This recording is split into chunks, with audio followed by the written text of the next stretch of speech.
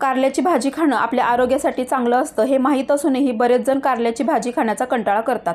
कारल्याचा जास्तीचा कडवटपणा हा त्याच्या देठामध्ये असतो, त्यामुळे आपल्याला कारल्याचा देठ हा थोडा जास्तच प्रमाणात कट करून टाकायचा आहे। त्यानंतर कारलं असं उभं कट करून घ्यायचं आहे, त्यामध्ये 1 चमचाभर मीठ टाकायचं, कारल्याच्या फोडींना चांगलं चोळायचं आणि बाजूला ठेवायचं। कारल्याच्या भाजीसाठी आपण स्पेशल मसाला बनवतो। यासाठी किसलेलं खोबरं, धने, जिरे, बडीशेप, उडीद डाळ, तीळ आणि शेंगदाणे घेतलेले आहेत।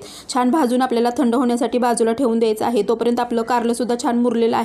2-3 वेळा पाणी टाकून छान धुवून घ्यायचं। त्यानंतर कढईमध्ये थोडंसं तेल टाकून काळे डाग पडेपर्यंत छान असं भाजून घ्यायचं आहे। फोडणीसाठी कढईमध्ये तेल टाकलं, त्यामध्ये जिरे, मोहरी, लसूण, कढीपत्ता, अद्रक लसूण पेस्ट, बारीक कट केलेला कांदा, काश्मीरी लाल मिरची पावडर, हळद, घाटी मसाला, हिंग, मीठ आणि आपण तयार करून घेतलेला मसाला टाकायचं। छान असं मिक्स करायचं आहे आणि थोड्या वेळासाठी झाकून ठेवायचं। नंतर त्यामध्ये भाजलेलं खोबरं, कोथिंबीर, थोडासा कढीपत्ता, 1 चमचा साखर टाकायची। या पद्धतीने तुम्ही पण बनवा, खा आणि चॅनलला सबस्क्राईब